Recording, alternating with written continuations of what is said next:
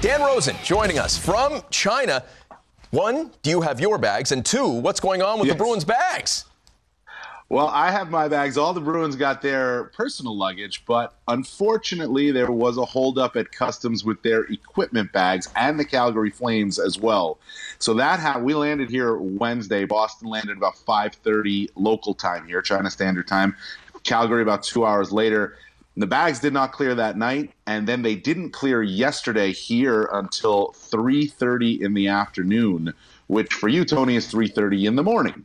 And when you're clearing bags at 3:30 in the afternoon and you're scheduled for a 10 a.m. practice that day, it's not going to work out. So both teams had to bag their practice, no pun intended, because they didn't have their bags. And they did clear. They're supposed to be on the ice. It is now about 7:15, 7:20 here in the morning on Friday, and the Flames are scheduled to practice at 10.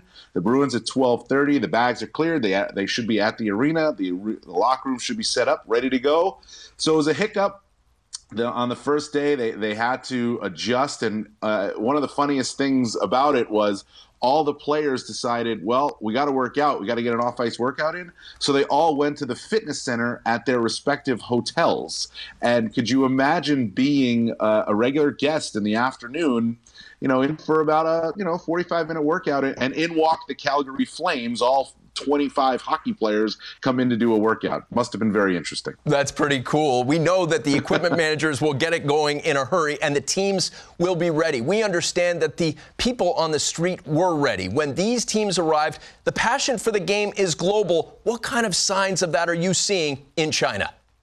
Yeah, no, I think there is signs here in Shenzhen for sure that people are interested, that they are looking forward to. I've had people come up to me in the hotel, ask me in as best English as they can, when's the game? How, oh, they're here, let's go, or saying I've got tickets. There was a fan fest here at a place called Coco Park, I think that's what it's called, and it went on for about 4 hours, and they had fans. They had kids coming to play some hockey, shoot the puck. Lanny McDonald was there. He's here sort of as an ambassador with the NHL to promote the games, to promote the league when the players can't do it. And the Stanley Cup was there as well, so people were taking pictures with the Stanley Cup. But funny story, and I wrote about it, Lanny McDonald was watching 3 kids try to use a stick, and they had their hands wrong. So in the middle of all talking to a few other people, he jumped out of that and went and taught these kids how to hold the stick the right way so they could shoot the puck. He goes, hey, I can't have it that they're holding the stick wrong.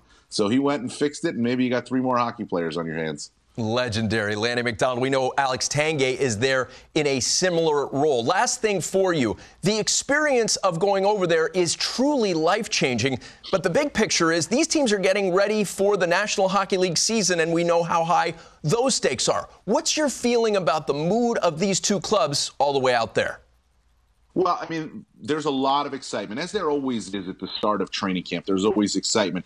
The interesting thing, and this kind of goes back to missing practice yesterday, is the two differences within the teams. You've got Calgary, who's got pretty much their NHL roster here. I mean, you know who's going to be on it. They've got it. And now I'm interested to see in practice today is James Neal with Gaudreau and Monahan. Where's Noah Hannafin playing? Who's Elias Lindholm with? All the newcomers and how they slide in. But they're almost, missing practice yesterday is not that big of a deal for them because they've got a lot of their NHL roster here. Whereas the Boston Bruins, they've got jobs up for grabs. They got a lot of young players here that are pushing. Patrice Bergeron, Torrey Krug, Zdeno Chara, and David Krejci, they are not here, but there are openings for jobs that, those guys are guaranteed jobs. There are openings otherwise, and missing practice yesterday was a day of missed evaluation for Bruce Cassidy and his coaching staff. So that made it interesting, but there's a general excitement about this, and I think the players are so intrigued about what they're going to see on Saturday in Shenzhen and Wednesday in Beijing, what kind of crowd reaction they're going to get.